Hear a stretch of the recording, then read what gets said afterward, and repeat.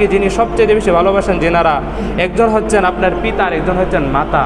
কিন্তু আল্লাহ রসুল সাল্লাল্লাহু আলাইহি ওয়াসাল্লামের হাদিস শরীফ সাক্ষ্য দেয়, আল্লাহ পাক রব্বুল আলামিনের কোরআন সাক্ষ্য দেয় এবং পৃথিবীর বাস্তবতা আমাদেরকে সাক্ষ্য দেয়, কোনো কোনো সময় পিতা মাতাও আমাদের অপর হয়ে যায়, আমাদের উপর অসন্তুষ্ট হয়ে যায়।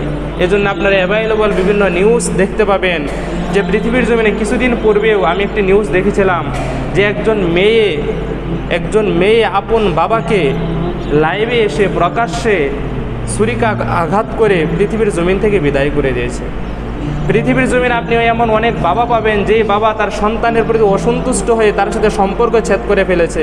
অনেক সন্তান পাবেন যে সন্তান তার পিতার উপর, তার মাতার উপর, তার আত্মীয় স্বজনের উপর অসন্তুষ্ট হয়ে তাদের সাথে সম্পর্ক ছেদ করে ফেলেছে। অনেক মা পাবেন যে তার সামান্য হীন স্বার্থের জন্য তার মেয়েকে, তার সন্তানকে মেরেও ফেলছে। কিছুদিন পূর্বে আপনারা একটা নিউজ দেখেছিলেন যে একজন মা, সে তার অপকর্ম ঢাকার জন্যে আপন মেয়েকে গলা টিপে হত্যা করে ফেলছে।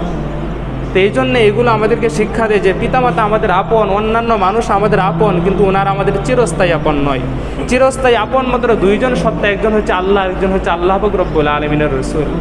আল্লাহ পাক রব্বুল আলামিন কুরআনুল কারীমের মধ্যে স্পষ্টভাবে বলেছেন, ইয়াউমা ইয়াফিরুল মারউ মিন আখি ওয়া উম্মিহি ওয়া আবি ওয়া সাহিবাতিহি ওয়া বানি।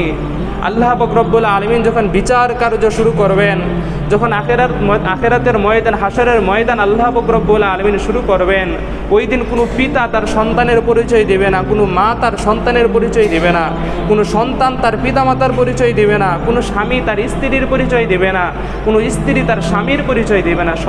সবাই নিজেকে নিয়ে ব্যস্ত থাকবে।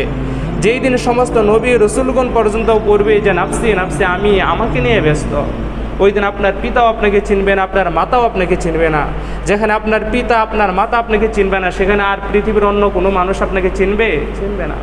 এজন্য আল্লাহ পাক রব্বুল আলামিনের কোরআন এবং রাসূলুল্লাহর হাদিস শরীফ সাক্ষ্য দেয়, আপনার এবং আমার জন্য দুনিয়া এবং আখিরাতে চিরস্থায়ী মাত্র দুইজন ব্যক্তি আপন।